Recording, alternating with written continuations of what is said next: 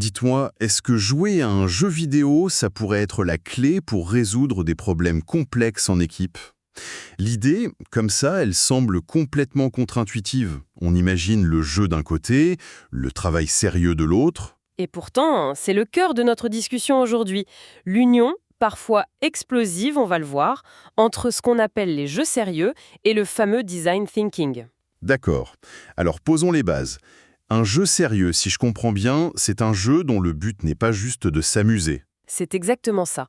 Le fun est un moyen, pas la finalité. Ça peut être un simulateur pour former des pilotes ou une appli pour apprendre une langue. Et le design thinking? Alors pour faire simple, c'est un peu l'inverse de la méthode classique. Au lieu de développer une idée dans son coin, En espérant que ça plaise? voilà, là on part des gens, on observe leurs besoins, leurs frustrations réelles, on prototype vite, on se trompe vite et on recommence. C'est un cycle permanent. C'est beaucoup plus clair. On s'appuie sur une étude de Julian Alvarez aujourd'hui, qui a eu la chance de participer à la création de deux dispositifs très très différents. Ce qu'on va faire, c'est vraiment mettre ces deux exemples sur la table et les décortiquer. L'idée c'est de comprendre pourquoi dans un cas l'alchimie prend et dans l'autre, pas du tout. Pourquoi ça se cannibalise en fait? C'est une question d'architecture, de structure. On va voir que le diable est vraiment dans les détails. Parfait. Alors allons-y. Le premier cas, Flee the Skip. Rien que le nom est évocateur. Oui, c'est un projet pour Orange Labs, conçu entre 2008 et 2009. C'est un jeu de plateforme en Flash, à l'ancienne, jouable uniquement à 4. Et le concept est fort. On incarne des téléphones portables personnifiés jetés dans une benne à ordures. Et chaque téléphone a sa propre compétence, mais qui est aussi une sorte de handicap, une source d'exclusion potentielle. Ah oui, Vous avez Brain, par exemple. Il est super résistant, mais il saute à peine.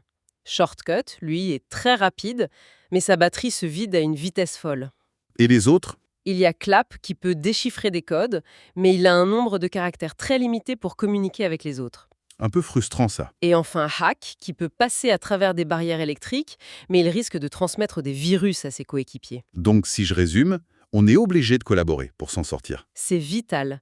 L'objectif, c'est de s'échapper en moins de 20 minutes avant que le broyeur s'active. Le score final, d'ailleurs, moins du temps que des gestes d'entraide. Et c'est là qu'on touche au cœur du dispositif. L'approche, l'étude l'appelle la superposition. Oui, Ça veut dire que la stratégie, la réflexion, le fameux design thinking, tout ça, doit se faire en même temps que le jeu live. exactement. Il n'y a pas de bouton pause pour discuter. Tout se fait en temps réel, dans le feu de l'action, avec le chrono qui tourne. C'est comme essayer de tenir une réunion stratégique tout en courant à 100 mètres. Les deux activités se battent pour la même ressource, notre attention. C'est une très bonne image. Alors, comment ça a marché en pratique? Eh bien, les résultats sont surprenants. Une étude a été faite sur 16 joueurs, des profils très variés, de 17 à 57 ans. Et premier constat, une différence de perception très nette entre les genres. Ah bon? Racontez. Les femmes, dans leur majorité, ont dit avoir pris du plaisir et surtout avoir bien saisi le message de solidarité du jeu. D'accord.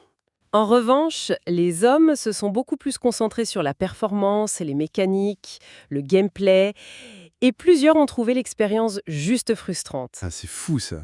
Comment on peut expliquer un tel décalage? L'étude ne tranche pas, mais on peut avancer une hypothèse. Peut-être que les attentes face à un petit jeu flash, comme l'a dit un participant, sont différentes. Il y a une citation qui résume tout. Je pense que lorsqu'on fait du jeu flash, on ne s'attend pas à la solidarité. On vient plutôt pour jouer, prendre du bon temps. D'accord. Donc, l'objectif sérieux était en conflit avec l'attente de divertissement. Premier point de friction. Et ce n'est que le début. Le plus gros obstacle de très loin, c'était le niveau de jeu. Pour les novices, juste manipuler le personnage, c'était un défi. Ils étaient tellement concentrés sur comment je saute sur cette plateforme qu'il n'y avait plus de place pour la stratégie. Aucune ressource mentale disponible. Et le compte à rebours de 20 minutes n'a rien dû arranger, hein. Au contraire, la pression du temps qui devait stimuler la collaboration a eu l'effet inverse. Un stress énorme qui a anéanti toute discussion. Le temps pour la réflexion était juste inexistant. Et ça m'amène à une autre question, la frustration. J'imagine le fameux effet boulet. C'est exactement ça. Quand le succès de tous dépend de chacun, l'erreur d'un seul pénalise tout le groupe. L'empathie a vite, très vite, laissé place à l'irritation. Il y a des exemples? Les citations des testeurs sont assez crues. Un boulet entraîne tout le monde vers le bas. Ou encore, cela devient rasoir quand un des téléphones ne comprend rien. Aïe! On ajoute à ça une esthétique jugée enfantine et on a le cocktail parfait pour un échec. La conclusion est sans appel. L'approche par superposition a échoué. La pression du jeu a étouffé la réflexion. L'entraide espérée s'est transformée en exaspération. Cet échec est presque plus intéressant qu'un succès parce qu'il a forcé à tout repenser. Ce qui nous amène, des années plus tard, au deuxième cas, la soupe à l'oignon. Oui, on change complètement de paradigme. On est en 2017, la cible, ce sont des étudiants en école de commerce, des formateurs, et cette fois, au lieu de créer un jeu sur mesure, on en détourne un qui existe déjà. Lequel? Le célèbre et très chaotique Overcooked. C'est ce qu'on appelle le serious gaming. Ah, Overcooked, je connais. C'est le jeu qui teste la solidité de n'importe quelle amitié. C'est un testeur de dynamique de groupe absolument redoutable. Le stress est immédiat. Il faut cuisiner à plusieurs dans des cuisines impossibles, c'est le chaos organisé. Le choix est parfait pour simuler la pression. Mais la vraie innovation, ici, c'est l'architecture de la séance. On abandonne la superposition. On passe à l'apposition, c'est ça. L'idée est de séparer clairement les temps de jeu et les temps de réflexion. Précisément, l'organisation est simple, mais brillante. On a des groupes de 5, 4 jouent une partie de 2 minutes 30, Et le cinquième? le cinquième ne joue pas. Il a le rôle de manager. Il observe, il prend des notes, la communication, les blocages, ce qui marche. D'accord. Et quand le chrono s'arrête? Tout le monde retourne à sa table, c'est la phase de design thinking. Il débrief, aidé par les notes du manager. Pourquoi on a raté la troisième soupe? Voilà. A, parce que personne n'était assigné à la vaisselle.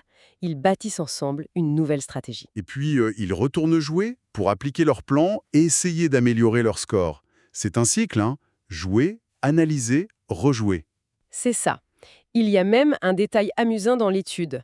L'espionnage industriel entre les équipes est encouragé. C'est génial ça. Une façon très maligne de stimuler l'apprentissage collectif. Absolument.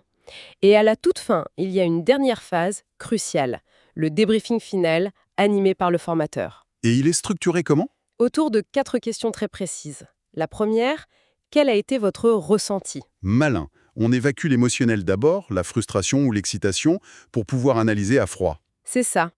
La deuxième question, quelle stratégie avez-vous mise en œuvre? Ça force à prendre de la distance. On verbalise les tactiques. Puis la troisième, que pensez-vous avoir appris? Là, on conscientise les leçons. On passe de « j'ai crié, où sont les oignons » à une vraie compétence en gestion de stock. Très fort. Et la dernière? Quelles améliorations suggérer? C'est une boucle de feedback pour améliorer le dispositif lui-même. C'est comme ça qu'ils ont ajouté une phase d'initiation aux manettes, par exemple. Le verdict est donc sans appel. Cette fois, c'est une réussite. Les objectifs sont atteints et participants s'amusent. La clé, c'est vraiment cette séparation nette. Le jeu génère l'expérience, le chaos. Le débriefing offre un espace protégé, sans stress pour l'analyse. L'un nourrit l'autre. La comparaison est vraiment éclairante. D'un côté, flee de skip, la superposition où le jeu et la réflexion se neutralisent. L'étude cite un expert qui parle du risque de la disparition de l'objectif ou de celle du fun. Et dans Flee de Skip, on a perdu les deux. Carrément.